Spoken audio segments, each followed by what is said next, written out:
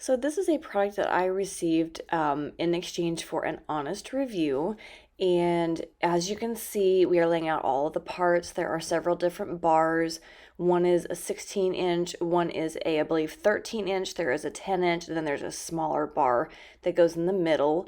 You have to be very careful with these elbows. There are two different sizes of elbows, and you have to make sure when you're putting it together that the longer side of the elbow is facing down, and I'll show you that later in the video. But you're just going to put the two 16-inch poles side by side, and that's when you're going to slip the cover on, and then you're going to put the elbows on each side, and you're going to make a rectangle. And then you're going to use the hammer to make sure that all of the pieces are secure and put together. And then you're going to add another side to the first side. So you're going to double the panels on the bottom. You're going to, I think, have 4 total double panels and a couple of single panels. But it is actually very simple to put together once you understand that the elbow pieces have to go in a specific order. So if you find that for some reason the sheets will not go on the poles correctly or it's too tight, you most likely have the elbows on incorrectly. And as I said, I will show you in another clip that it is a very specific way that you have to line it up. I'm pointing to it right there.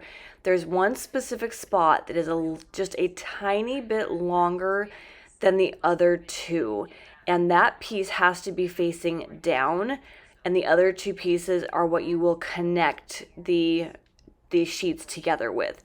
If you don't put it in the correct way, it will not go together the right way, and you will end up messing up one of the sheets. But once you get it together the correct way, it is a huge breeze to put it together. And all you do is tap the rest of it together, and it goes together super easy.